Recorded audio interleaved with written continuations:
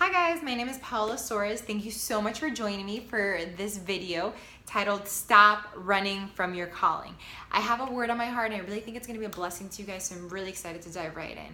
So this video is really for anyone that deals with negative self-talk or doubt or fears of their dreams and doesn't feel like they're enough for their dreams, right? A little bit of background is that 3 years ago, God gave me a word to start a YouTube channel to talk about all these things, right? But at the time, I didn't do it. I didn't do it because of, well, that, right?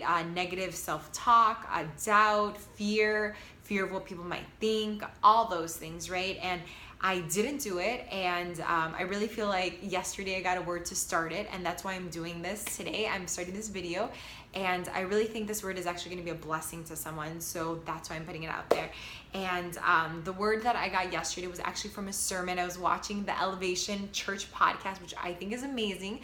But yesterday, Pastor Steve Furwick, who usually speaks, wasn't on the podcast. His wife actually spoke, Holly Furwick.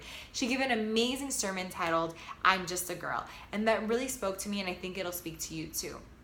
So today I want to give you guys three practical handles on what to do when you feel like you aren't enough for your dreams, when you feel like you aren't able and capable of achieving your dreams.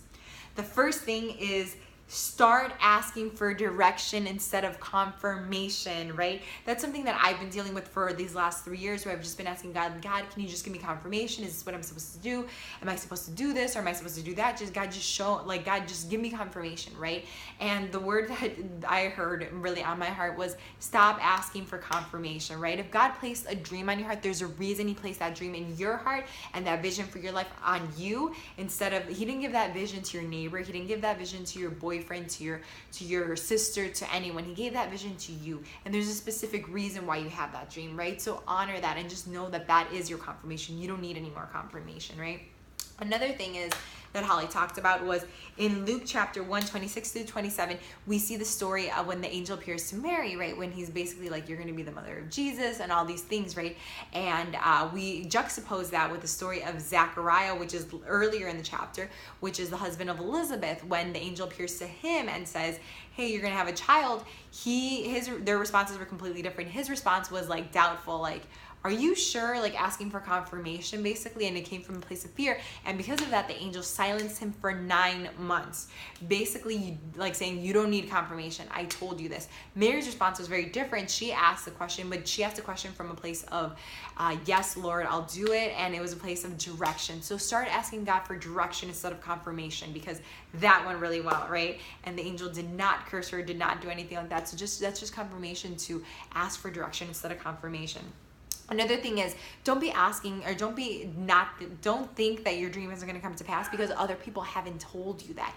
It's not up to other people to tell you that. Actually, the dream that's on your life was given to you, right? And what's interesting is in that chapter, the angel appeared to Mary and then he appeared to Joseph, and that was it. He did not go announce it to all of Nazareth, like, hey, Mary is going to be the mother of Jesus, the Son of God, and all those things. He didn't do that. The same way that God placed a dream in your heart, no one else is going to seek it out. And you know what? That's something that I was looking for a long time. I needed someone to tell me, hey, you're supposed to do this. But guess what? God already told you. You don't need that confirmation from someone else.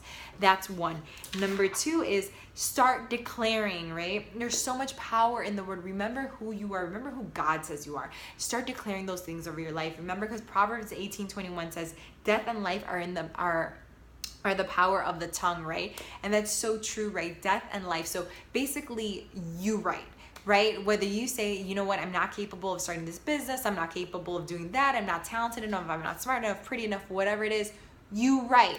But guess what? If you say, I am able to, I am resourceful enough, I am smart enough, I am intelligent enough, it doesn't matter whatever the obstacle is, I am able and I am capable, guess what? You write. Whichever way you go, you write. That's so true. An example of this that I saw in my life, which I think is amazing, is before I married my husband, I remember there was a season when I was like, man, I really want him to be stronger in the Lord, and I really want him to lead our household and all those things in godly ways, right? And you know what I started to do? I didn't see that at the time, but I started declaring it. When I was alone at home, or like when I would be in the shower by myself, I would start declaring what I wanted for my future husband to look like, what I wanted in my boyfriend then, which is now my husband, to be. And he has blossomed now, right? right? I've really seen that come to pass. So there's so much power in what you declare. If you can declare things like that over someone you love, imagine how you can, the power you have over declaring things over things in your life situation, right? Your life circumstances. So that's number 2. Number 3 is start doing. Holly Furrick gave an amazing example, which I thought was so funny, of her son that he hates to do math. I also hate to do math, so I completely understand. What she says is that he'll spend hours and hours crying and whining about doing his math homework because he hates it. And by the end of the night, she'll be like, if you would have just started doing your homework hours ago when I told you to start doing your homework, you would be done by now. But because you've been crying and whining and all this stuff this whole time, you haven't even started. You would be done by now. That's what God feels like sometimes with us, I believe. Like sometimes with our dreams, we're like, God, I'm not enough, I'm not able, I'm not rich enough, I'm not talented enough, I'm not connected enough. How am I gonna do it? What's that step Z and step Q, whatever. That's how God feels with us, right? If we would have just started what he gave us to, that dream that he gave us, if we would have just started a long time ago, we would be in a different place. So that's number 3, right?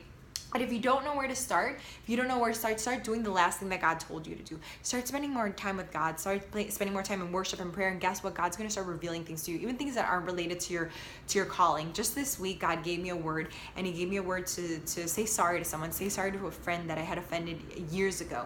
And I did so. And as soon as that happened, guess what? God started giving me a little piece here. And he told me, guess what? Do that last thing that I told you to do as far as your calling is concerned. Start that YouTube series. Start that YouTube channel. So that's what I'm doing. So I encourage you guys to do the same thing. Just spend more time with God, and he'll start to make your paths clear, and he'll start to show you your calling, and you are enough. Whatever you say, you write. Thank you so much for joining me, and remember, stop running from your calling.